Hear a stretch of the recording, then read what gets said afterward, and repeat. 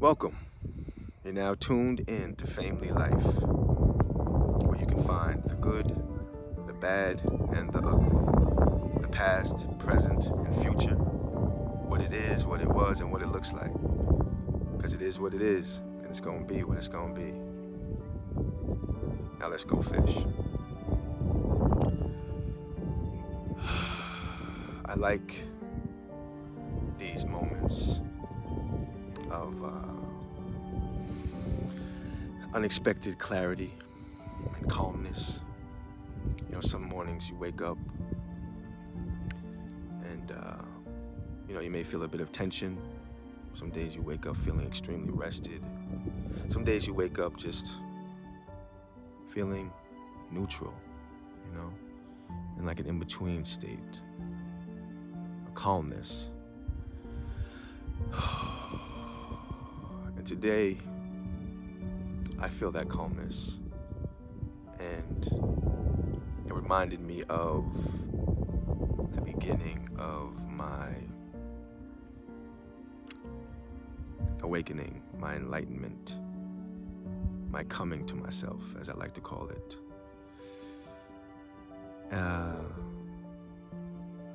Early on, in the beginning, I really wanted to find a way to connect with something higher than myself. Obviously, I knew that there was something happening. A switch had come on within me, and now it was up to me to try to seek a way to, just have some questions answered, just to figure out what was this switch that turned on. What's happening? What is this feeling that I am feeling? How do I go further in this apparent spiritual awakening that is happening, right? And being that as a child I was fortunate enough to attend a good school. My elementary years, it was a Catholic school. And then I graduated to high school, which I went to a Lutheran school. So basically I had a religious based. And I'm not saying that if you go to a religious based school that this is a wonderful thing or anything like that, but I'm just stressing the fact that my schooling, my early years was strict but effective and productive for me, and eye-opening in my later years. Because I think when you're younger, you don't really take in the concept of religion or its meaning. You just kind of put through a repetition, say these things, do these things, and all will be well, you shall be blessed type of thought. But there's no depth because you're just too young to really understand or grasp. But moving along, fast forwarding, some years back when the light bulb went off, and I said, okay, now something is happening. I need to investigate. I began to kind of read the Bible, and I came over a passage that talked about 40 days and 40 nights traveling through the wilderness. And this person only fed off of bread. And after that, traveled only off of bread alone for those 40 days. So, as I'm reading the Bible, I thought it would be I was inspired to continue reading the Bible and trying to read the Bible in 40 days and only consuming bread. So that was my beginning. I began to fast off of only bread and read the Bible every day And my mission, my goal was to finish the Bible within my fasting period of 40 days. So that was my day, consumed with waking up, drinking water, eating bread when I was hungry, and reading the Bible. And I completed the task. 33 days, I chose to eat nothing but bread and drink water. And then I chose for the last 7 days to only drink water. And on the last day, I finished the Bible, and I went for a 3-mile jog to kind of put a stamp or an exclamation point on this feat, this happening that just occurred. But I bring this up, one, because I feel like when you come to yourself, the best way to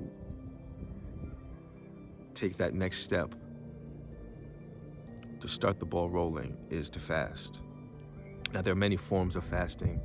There's been scientific research done on the attributes and the benefits of fasting. But I'm going to speak about the benefits and attributes for myself of fasting. Because when I began to fast and trust in this power that I knew existed, greater than myself, greater than this physical form, once I gave myself to that and said, I'm searching, and in the midst of my search, what will be, and I'm okay with that.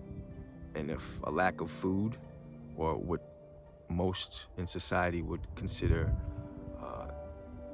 an irregular amount of food or intake of nutrients and vitamins and meals, I'm willing to take that step to discover something more than what meets the eye. So I read and I partook in bread. And as I did this, I began to feel a sensitivity within myself, something that only fasting I could tell could bring about. I began to hear people's words more deeper. I began to listen to the words that I was saying more deeper. I began to feel the earth in a deeper sense. I felt more connected, because when you remove the demands and the expectations of what society puts onto you, and you just allow yourself to be and trust in the all-knowing force, then you open up to everything that's around you.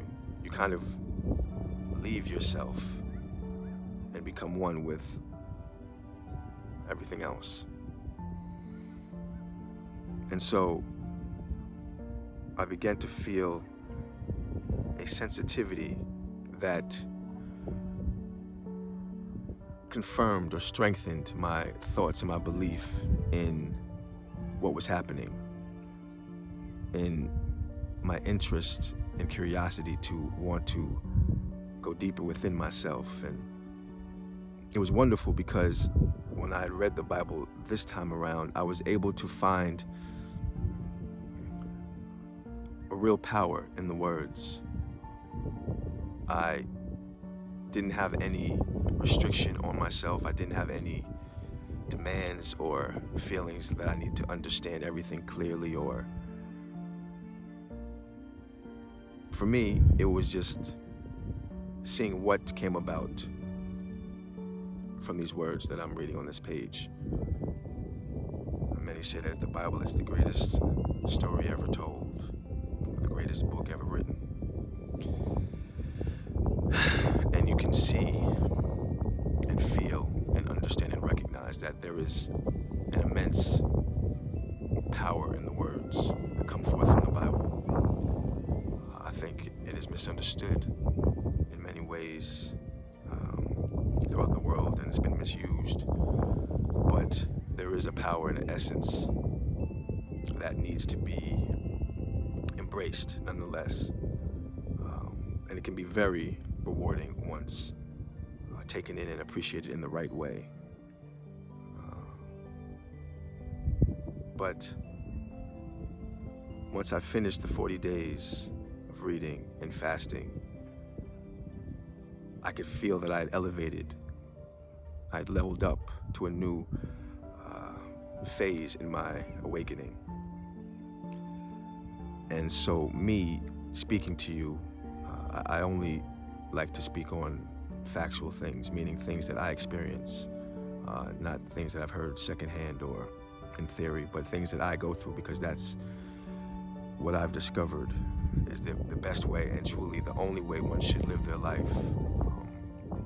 If they are to live fully, you must experience a thing, and based upon your interest, delve to its core to truly understand its purpose and its meaning and its relation to you in this beautiful vastness that we live in. But fasting, I implore any and all who are listening to do. And again, there are many forms of fasting, and I think you should take it at your own pace and do what you think would best suit you. But it is vital to explore yourself as thoroughly as possible and not be afraid of missing a meal or two or three, or getting to know yourself on a deeper level, not being afraid to find out what's inside of you. And here, we must fully know ourselves, fully. And the only way is to spend time with ourselves, not be afraid of ourselves, not be afraid to discover the beauty that is within. So, fast. Allow yourself to become sensitive. Your senses are heightened tremendously, and once that happens, it's almost like going through a psychedelic trip of sorts, because you feel a vibrational shift, and it just continues from there. And 10, the universe takes the wheel. Allow 10 to take the wheel. In the same way that you have the power to breathe consciously or unconsciously, even when you're not paying attention. So fasting allows you and forces you, when you fully give yourself to it, to allow 10 to take the wheel, and you kind of go on autopilot. You turn this off, and then just let it function in a automatic way, and you kind of just sit back and watch it. Allow your body and your mind to flow freely.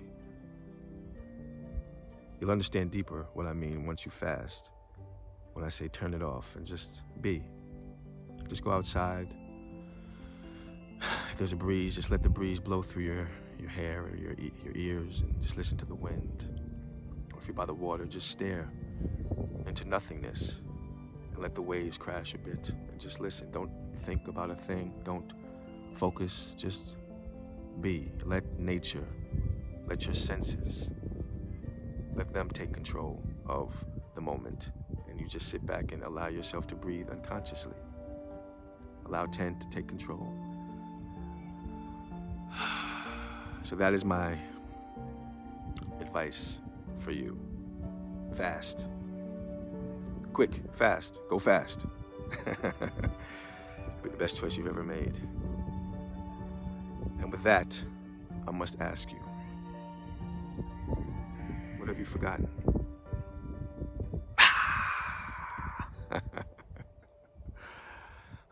Be well.